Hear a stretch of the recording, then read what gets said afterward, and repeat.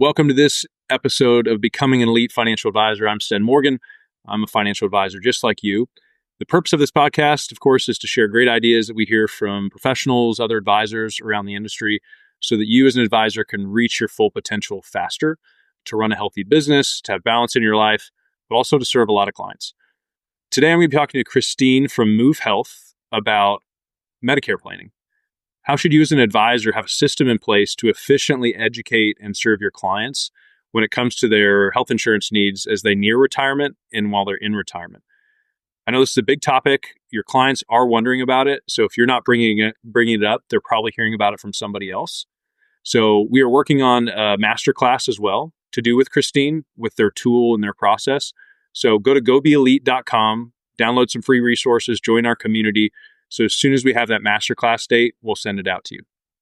Let's get the episode started. Christine, welcome to the Elite Advisor Podcast. How are you? I'm good. How are you doing? Good. I've been looking forward to this episode mainly because I need some help in this category for my practice. I think from the beginning of my career, this was healthcare planning, Medicare planning was never really maybe at the top of the list of things to talk about with clients. So tell us your journey and how do you get into this space? I know you've built a company, sold it. You've been in this space for a while, so I'd love for our listeners to have some background on that. Yeah, I'd love to. So, I really feel as though the team that I've had and have been working with over the course of the last 5 years up to this point kind of created this category. Like you mentioned, there's not been a good solution for anything healthcare planning related for advisors up until this point. Now the offering is even better, and we'll get into that a little bit. But 5 years ago, when I started my company, Caribou, most advisors were hoping that their clients did not ask them healthcare questions, or in the event that they did, referred them to some external third party, someone they knew, someone who dropped off their business card one day, who, is down the street from them. Time and time again, I had heard from advisors, I refer my clients to some guy I know. They may or may not have a good relationship with that person, but the most important thing is they have no idea how to vet the quality of the advice that their clients are getting. And it also has no feedback loop back into their financial plan. So what we had built at Caribou was essentially a platform that gave advisors the ability to run detailed estimates and analyses for their clients. We did all the heavy lifting. They just got all the credit. They didn't have to become healthcare experts. We did this whole analysis for their clients that allowed them to put plans side by side that were tailored to their doctors and their medications. And now with the acquisition that happened back in January of 2025, just a few months ago, we can actually implement the policies with the amazing team at Move Health. So we now sit under the Move Health team, and now that offering is even stronger for advisors so that they get a full end-to-end solution for their clients. Nice. And I know we've been talking to some degree about maybe within our community doing some kind of demo. Because for me, I was in the first group you mentioned, hoping they didn't ask, but if they did, being willing to bring somebody else in, but not knowing if they were great, still staying involved. I wanted to serve them in that, but not having a great solution. And Right. Based off all the stats you guys have and the material I read through, there is an argument to be made for being proactive in this space. Mm-hmm.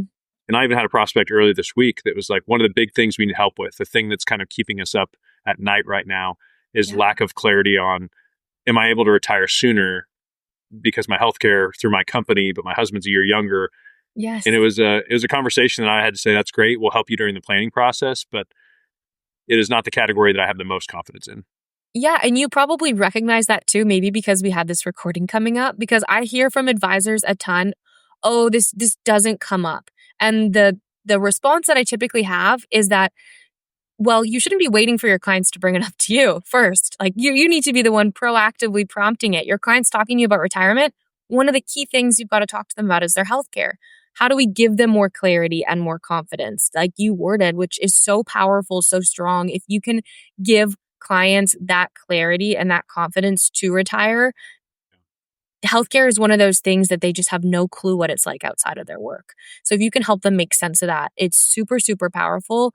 And there's definitely some specific life events, retirement being one of them, but there are some others that I'm happy to go through where as advisors, this probably comes across your desk weekly maybe even daily, depending on the size of your firm. And you might not just be recognizing them and knowing that that's an opportunity to bring up healthcare. Yeah, I think them bringing it up or not does not remove the fact that it's a decision that has to be made. Mm-hmm. And I've heard stories from advisors before where, they have a client they'd had for 10 years and that client leaves and they say, well, I had to work with this other advisor because they're a retirement planning expert. Mm-hmm. The advisor thinks like, wait, I do retirement, but you didn't position yourself as a resource in an upcoming decision they needed to make. And most clients are not going back to their advisor and confirming or giving them a second shot. It's like, oh, this is what I need in this next season. So I need an advisor that is capable of handling that. And Exactly. I'd love to kind of practically walk through, because I don't think it's as tough if anybody's listening is like, oh, you need to fully implement this in your practice tomorrow. It becomes this big project for you. That I think the step from where you are now, which is like, I kind of do it, but not really, and I'm not really confident about it, to building it into your workflow, adding some questions to your fact finder, proactively maybe setting some triggers in your CRM for certain dates. Let's walk through maybe practically what version 1 of this could look like from I'm not really doing anything to, at least from a client standpoint, they know I'm thinking about it. Great question. So let's talk about the CRM for a second. Age-based CRM triggers or prompts are some of the easiest ones to do. You are hopefully collecting date of birth from all of your clients, so you can easily run reports for clients who are turning 65 in the next 6 months, but also turning 26. You might have your clients' kids that now this is a great opportunity to involve more of the family. Guess what? At 26, you age off the parent's policy. You need to get your own health insurance. It's likely that maybe that entry level position that kid has, or maybe they're still in school, you can actually provide a tremendous amount of value to that next generation and start to build that relationship with them as well. So those are some of the age-based triggers that you can build in, and it would take you 30 minutes to build that report, if that, to really start there. If you wanted to build off there, you could start to track things like target retirement date or target retirement year might be something that's in some of your financial plans. Again, pulling reports of who is thinking about retiring this year and contacting them and just letting them know, hey, I got a resource now, or we need to dive deeper into this. We've not addressed it yet. This is one of the values that you get as a client of our firm, so you don't run into those situations where they don't think that you're retirement focused. Yeah. That's a really good one as well to try to look at your CRM at. But there are a few others that are harder to see in CRM data. Change of marital status. Anyone who's been recently widowed or divorced or married even, on the positive side of that spectrum, that's a qualifying life event. You also have address changes. So if you're updating an address and someone's moving from the Northeast to Florida for retirement, which we see often, that's another good one. They need likely new health insurance. Most often than not, your health insurance does not travel with you, and it's a qualifying life event to change that. There's also the sporadic job loss or COBRA running out as well. If your client left employment and enrolled in COBRA, at 18 months, that COBRA will run out. And so you can also track those sorts of dates.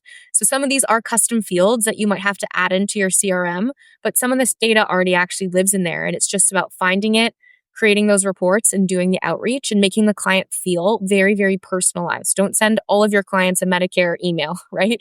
Yeah. If that hits someone's inbox who's in their 30s or 40s, they're going to think that, you're not tailoring your outreach. Be very specific about your outreach. And that way it will increase client engagement too. My mind also goes to some simple marketing pieces. And there's some stuff we'll link to in the show notes that you sent to me that I think it's on your website too. That in a page, you can create some coaching, teaching moments that at least show your client like, oh, you know what you're talking about. And so maybe in your workflow, it's as soon as the client asks, I have a resource to send to them. I've seen advisors do this for retirement where it's like, hey, as soon as you even mention retirement to me, I'm going to give you the timeline of retirement that are important dates from 59 and a half to 62 to 65 to 67 to 70 and a half to 73. And Right. it's a good resource. So I don't think it needs to be, hey, jump to custom content. That there's some really practical steps here you can take that just show your client Yeah. you can help in this area. Christine, for me, as I think about building financial plans for people, and then I get to the risk management section, which is, a lot of insurance focus. For us to scale and do this well, I don't want to become a Medicare expert. I want to know enough to identify the opportunity. with your technology and your tool, what is the most efficient way for an advisor to convey expertise, but say I have a bench behind me that can jump into action here? Is the tool, and we'll work on kind of setting up a demo for this, and we'll send that out to everybody that's listening if you want to jump on that. Is it possible to get to a state to where a client comes in, a financial planner, existing client, and it's as easy as a referral to somebody that comes in that you know is qualified that can make you look really good? Or is it always going to require a little bit more lift from the advisor? It's really that easy. So I like to say advisors can choose their adventure in terms of how involved they want to be. When you log into the platform, there's two main things that you can do. One is you can run estimates on our platform. We use state-based uh, numbers for health plan policies and ranges of policies based again on that geography of the client. So it's very, very specific data that's being sourced. And you can run some pretty simple estimates just by inputting age, tax filing status, and income. So those are all things that you have access to. You don't have to get into the nitty gritty of clients' healthcare needs. It's basically going to show you a range of healthcare costs and estimates, and it's going to actually create a deliverable for you in that moment too that you can send a client.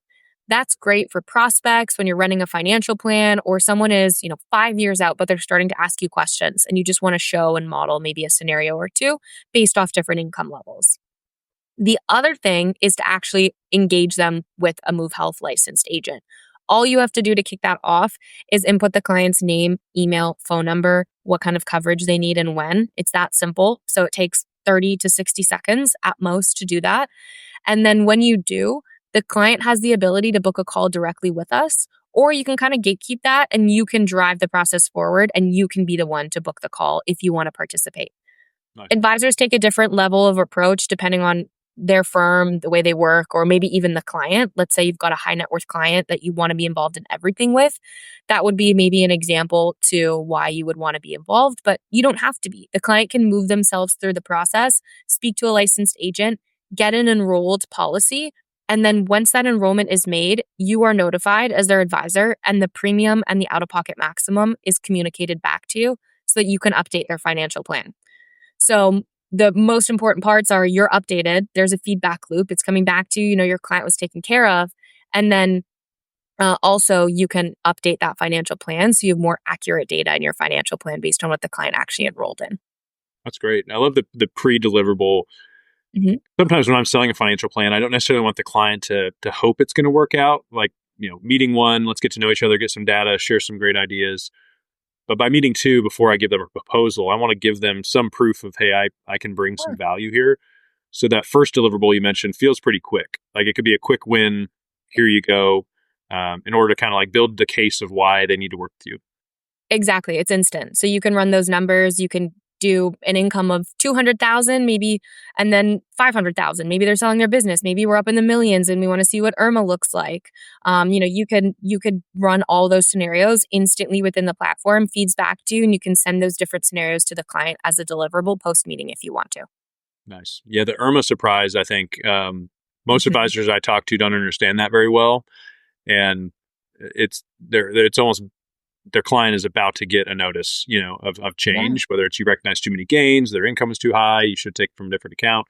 So yeah, the IRMA thing, that's a big one. Yeah, and I think the most important thing is just proactively preparing the client for that, right? Like, don't wait until the year that the IRMA is going to be instated to start talking about IRMA. If they're selling their business, at 64 or 65, let them know that, hey, in 2 years, this is going to impact your Medicare costs. This is what it's going to look like.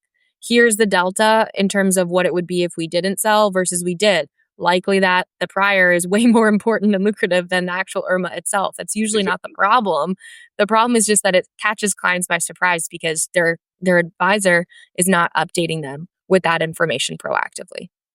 No, that's a great point. Yeah, I don't think IRMA is so scary that it should drive every decision, but the surprise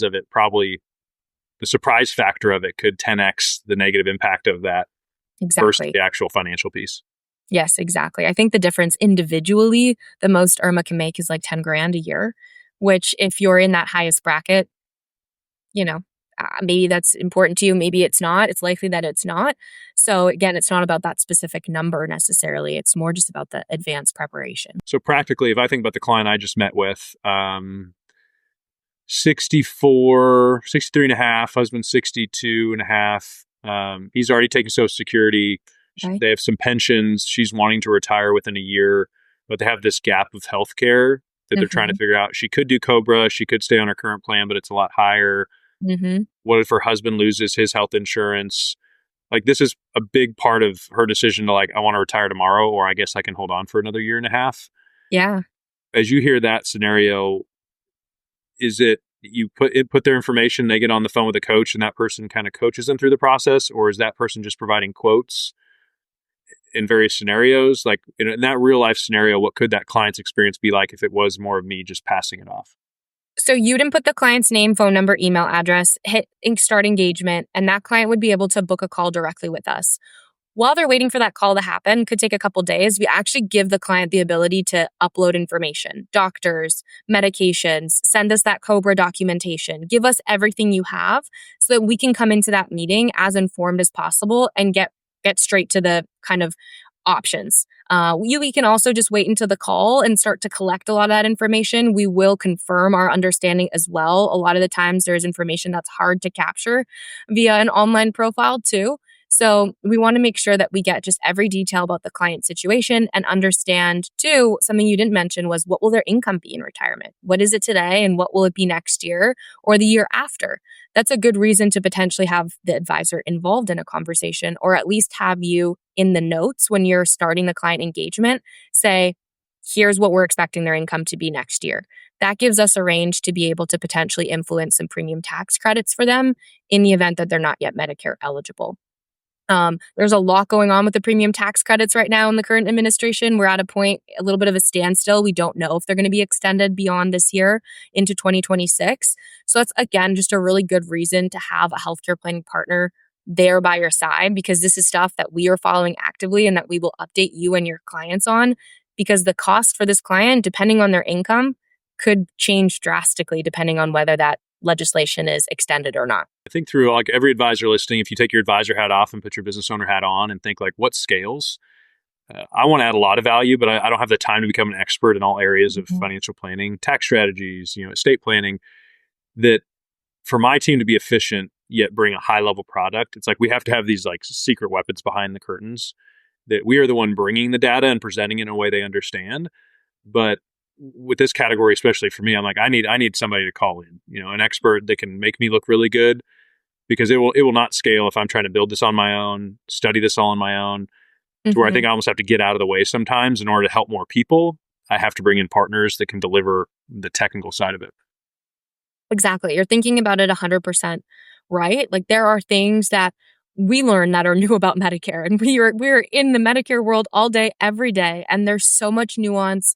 There's so much specificity depending on where you live or this specific law or this specific rule that we actually when an advisor tells me I know enough to be dangerous about Medicare, I actually think that's dangerous. Yeah. like actually dangerous, like if you're only advising at a surface level, you're probably missing like the whole iceberg that's underneath the Mm. water, right? And with something like your health that's so personalized and needs to be so tailored, that can be very dangerous. Unfortunately, there are some aspects of Medicare that you also can't reverse. They're one way doors. If you start on a specific path because someone gave you advice at 65, it can be pretty hard to reverse that. And what you're costing your client is peace of mind and lots of money potentially. So, our preference is that advisors partner with professionals, people who see this all day, every day, whether it's us or someone else, vet the quality of their advice. We can talk a little bit about how to do that, but vet the quality of their advice, make sure your clients are taken care of in like a fiduciary, client-centric way Yeah. and, be involved to a certain extent, but unless you really really are an expert, bring someone in that can really lead that charge for you. Yeah. No, that definitely sounds like a much more efficient, enjoyable way because I don't want to roll Mhm. my sleeves up and become an expert in that. That Yeah. practically speaking, when it comes to this Medicare insurance planning and retirement, what's some low hanging fruit strategies? I know Irma's one, like understanding Irma of like, hey, where income should come from and trying to stay under that is, if possible, is something you should do for your clients. Don't Yeah. just reach that threshold because you didn't know what you're doing. You're thinking about it. What are some other strategies apart from quoting policies and making sure it matches subscriptions for or prescriptions for the advisor listening? What are a few things where you're like, I see advisors trip up here the most, and to learn a little bit can actually go a long ways with their client? Yeah, I think one of the most topical things is what I just mentioned around the premium tax credits. If you are an advisor and you have any clients who are retired and not yet 65, they could be accessing tax credits, which means that their healthcare costs could drastically change next year if they are. So, reaching out to those clients and having a pulse on those clients, who they are, tracking that in your CRM as well is a really, really relevant thing to be doing right now because these clients they may or may not be aware of this big change and it could pretty drastically impact their healthcare costs in years to come. The other good thing that that leads to is that you have a much easier idea of who to reach out to during open enrollment. Again, with Medicare, it's really easy. Any client over 65, unless they're still working, you can probably send them a Medicare open enrollment kind of marketing campaign in the fall. But with the pre 65 population or demographic of your clients, really hard to target, who is within that range of client and who might need support during open enrollment. So a lot of what we spoke about before was related to life events. Those can happen, any time of the year. They can come up in any conversation on a Tuesday, a Friday, no matter what the month or day of the year is, versus open enrollment is your time from November 1st to December 15th effectively for the marketplace. And then October 15th to December 7th for Medicare. That's the only time of the year where you can change your coverage if you have existing Medicare marketplace coverage. So if you're tracking that, you know who's enrolled in those coverage, start to do that. That's really low hanging fruit. That way you can reach out to those clients every year, put them on a list and say, hey, we've got to talk about your health insurance. We haven't looked at this maybe in a while. Let's see if the plan you're on is still the best plan for you. It's such an easy tactic, and yet it's really underutilized. So there's the people that are retired, not yet 65. Is that a conversation to have right away? Is it, when it comes to enrollment though, is that like 6 months before they turn 65? What could be a triggering event date for advisors to start preparing their client? Like what's too early and what's too late? Good question. So for Medicare, roughly 6 to 8 months. Start the conversation early because I can guarantee you your clients their inbox is flooded, their email as well as their mailbox. Any insurance carrier they've ever had knows they're turning 65. They see commercials on TV. They hear what their neighbors did. Someone at the YMCA is telling them that what they enrolled in. So get ahead of all of that. Essentially, start the conversation as early as 8 to 12 months. But if you're going to engage a company like ours, 6 months is typically ideal for us. But start it early. Let them know that they can come to you so they don't get resources elsewhere. That's specific for Medicare enrollment. Your Medicare enrollment window technically starts 3 months before the month of your 65th birthday, the month of, and 3 months after. So it is a 7-month window, but you want to really get ahead of that. If the client is working or stopping to work, that does add complexity as well. The timelines are potentially all different. So again, just get ahead of it. Make sure your client knows that they can come to you. And when they do come to you, engage an expert. The under 65 window, though, if they're not yet Medicare eligible, you can only really engage that cohort if they have a qualifying life event like moving, change in marital status, something like that, or it's open enrollment. So that's where the seasonality aspect comes in. Just like tax planning season, the month of basically November is like our tax season where you can change your coverage. So know that seasonality exists too for any client that's under 65, but also enrolled in Medicare. That's great. Yeah, for my practice, my mind's going to creating like a one pager that is automatically sent 6 months before 65. Mm-hmm. That we're on the list of people giving them information. And to your point, this client the other day was like, "I'm getting so much mail. Yes. Like all of a sudden, I'm really important to a lot of people, but it's overwhelming, and they don't know who to trust." Yeah. If you were their advisor or you were trusted in some way, like you should be where they're getting some information from. So. And in our community, we'll put whatever we create out there. So if anybody wants to repurpose it, they can. Mm-hmm. But then, initiating that conversation. Here's some content. So, we're thinking about it. We want to be part of the ones that educate you on that. Having some resource. And for us, either you have somebody locally you really trust and you vetted them really well. For us, we're looking into Move as an option of like, hey, is this a scalable, streamlined process to where we can touch our clients and then bring in an expert to kind of close that for us so we can continue to quarterback it. Mm-hmm. Everybody listening, you are rolling the dice if you're saying, I'm just not going to talk about it and I hope my clients are not going to ask me about it, and I hope they're not going to leave me because of it. Because I Yeah, think based on the data you guys have, the odds are really more in favor of the opposite. They're thinking about it, they're hearing about it. If you don't bring it up, somebody else is probably bringing it up to them. exactly. So there's some data that I have that I'm going to pull up and read out just so that I make sure I get it 100% right here. But anecdotally, this is probably stronger than the data. We had a client that we worked with. They work with a boutique RIA, unlike probably most of the people in your network. And, one of the reasons they became a client, they left a huge broker dealer, a name I will not mention to protect, their brand, but they left someone that everyone is familiar with. And they said, one of the reasons I left was to access a service like this, because this was so important to me when I was finally planning my retirement. And, they didn't offer me anything in that area. So, that is so powerful. Healthcare cost is also a top concern for 62% of clients, and that's across all net worths. So that's another thing I hear often is my clients are high net worth. They don't care about this. That's very, it's wrong. I guess I should say, because I have seen clients, they report their income and they often talk about their assets as well. And, high net worth individuals do care about this just as much because it can drastically impact their quality of life. And that's what they care about most and their peace of mind. So healthcare is regularly one of the top 3 concerns for those nearing retirement. It's one of the top 3 expenses in retirement. And retirees now expect healthcare planning, and 69% of people said that if their financial professional could not help navigate their healthcare choices, they would likely switch to one who could. So some really, really compelling data there to add to it. Yeah.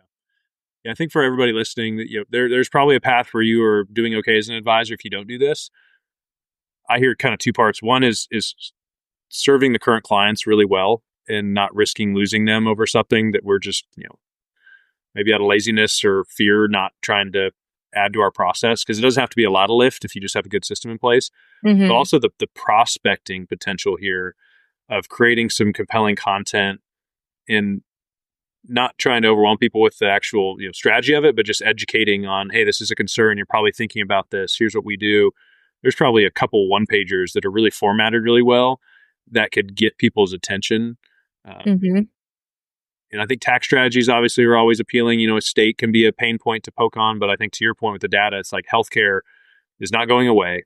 The system's never going to be simple, and it is only getting more expensive for them in retirement. That this is probably one that if you were saying, I want to attract retirees and manage more assets and do more financial planning, this could be the thing that is a main part of your prospecting strategy.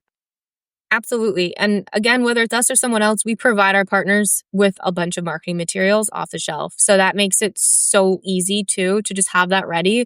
As you mentioned, like having that pamphlet ready to go when a client is coming up on one of those life events or someone walks into the office and they ask you a question and you've got, the material ready to go, that goes a really long way. Prospects see that, clients see that.